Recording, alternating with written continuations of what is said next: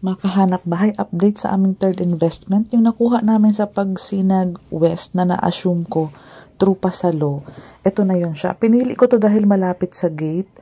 Diretso mo lang yan pababa, gate na yan. Ito naman main road. Bali may access kasi dito. Ayan na yung bahay. Oh. So main road.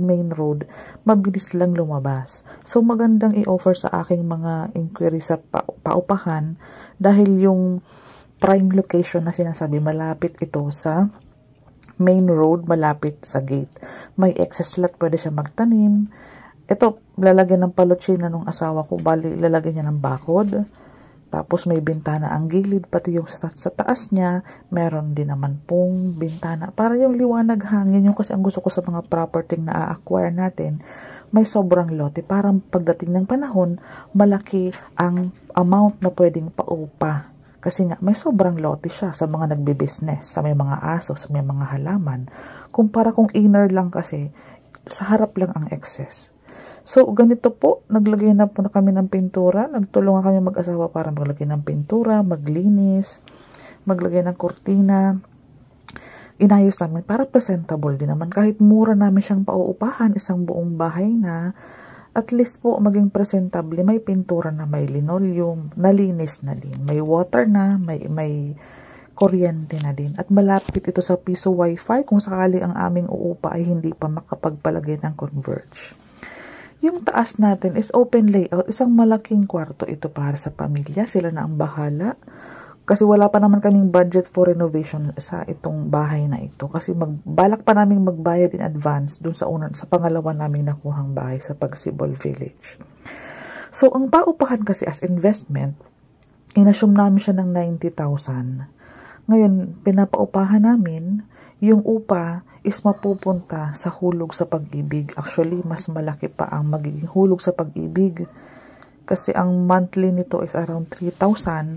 Ang upa is 3,500, diba? So, yung buong 3,500, ihuhulog namin buwan-buwan sa pag-ibig para naka-advance payment na. Para pagdating ng panahon, lumiit yung monthly.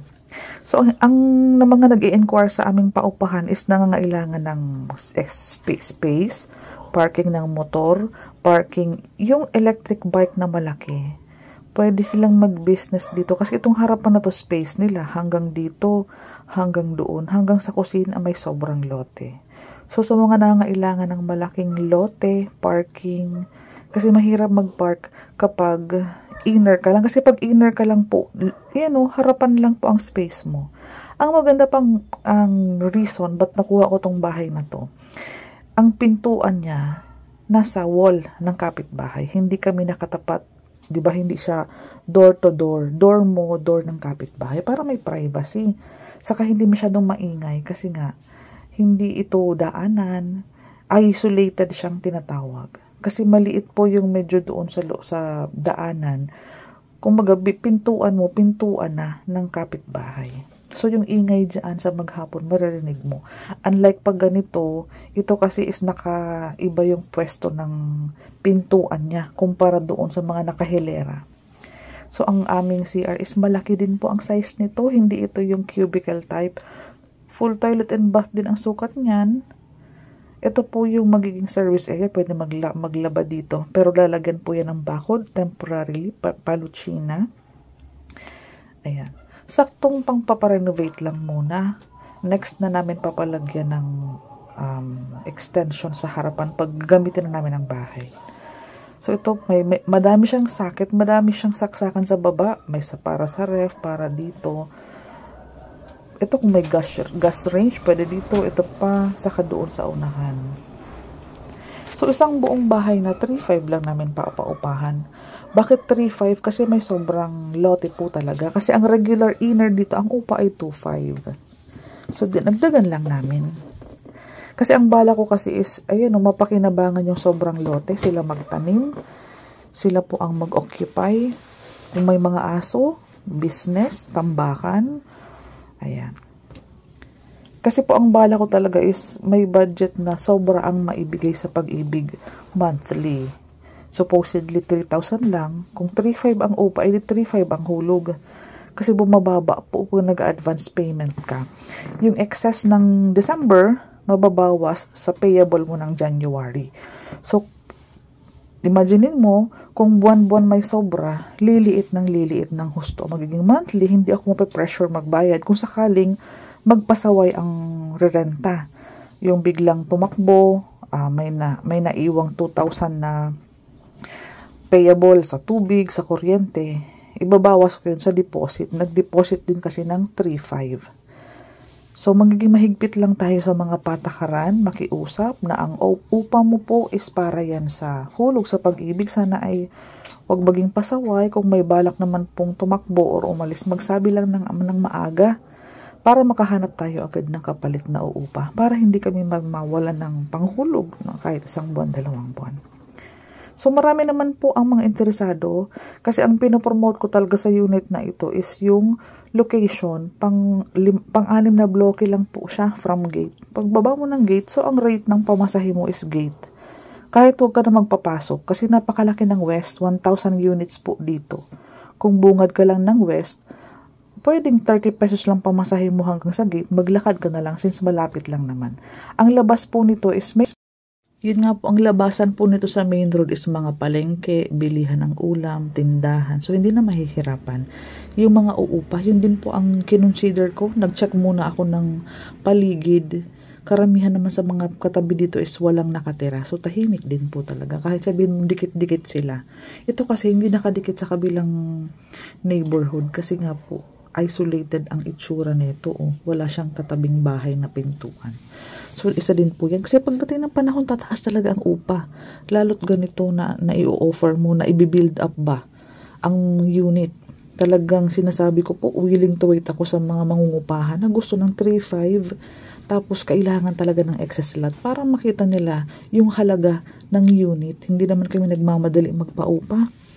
Kumbaga, naghahanap kami ng maayos kausap. Kasi nga po, investment lang talaga namin ito. Hindi naman namin balak tirahan. So, gusto namin, may mangupa ng medyo mahabang panahon. Kaya sabihin mong 1 year o before 1 year, maghahanap na ulit ako ng uupang papalit sa kanila. Ganun po. Maganda nga po at ako yung natuto sa mga pasalo, assume. Ito po, imbis ilagay ko yung pera na 100,000 sa bangko, naturuan akong mag-assume ng bahay. Huwag daw mamroblema kasi kung papaupahan mo, yung upa ang panghulog. Pag nagbinata at nagdalaga ang mga anak namin, at least meron na silang investment na pagdating ng panahon, hindi lang 3,500 ang upa dito. And syempre, plano din natin na bayaran ng advance kasi nasa 500,000 pa ang loanable sa pag-ibig. Kung makakapagbayad ng advance at hanggang lumiit ang loanable dahil sa kaka-advance payment, pag nagbinata at dalaga na ang mga bata, meron na silang fully paid na paupahan. So, may excess silang panggastos, pang school, pang allowance. Habang mura pa ang mga pasalo, kailangan na natin mag-acquire. Hindi na tayo bata. Ang mga bata naman ay, kung ang edad nila ay siyempre habang bata pa at nakaka-acquire tayo ng murang mga property, gawin na natin. Kasi pag ang mga bata ay nasa 18 na, wala nang ganitong pasalong 90. Wala nang pasalong 3,600. Ang mga pagsinag po is 5,600. Alam mo, mabigat na po yan. Habang meron pang mga 3,600, meron din namang mga 2,500. Pero yun nga lang, mga inner po yun. Ako kasi is malay mo, pagdating ng panahon, may maging opisina ako, may maging business stock room kami. Hindi natin alam kung ano ang mangyayari sa mga susunod na taon. At least kung may property ka at kailangan mo ng pwesto, lugar, opisina, paupahan. Kasi hindi mo na siya iintindihin, self-supporting na sinasabi. Masusustain niya ang panghulog niya hanggat may naupa. Namuhunan lang kami ng 90,000, imbis ilagay sa bangko, nag-acquire kami ng property na tumataas ang value. Kung gusto ko itong ipasalo, pwedeng 250 na, hahanapin ko lang muna kakausapin ko si Roslyn, yung unang may-ari na siya ang kaharap sa next na mag-a-assume.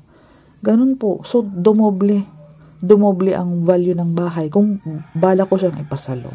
Sa awa ng Diyos, sana'y wag naman kasi para sa mga bata, nag-a-acquire kami ng mga property mura, papaupahan, hahayaan lang natin tumaas ang value para pag binata dalagan nila, may mga property silang mamanahin.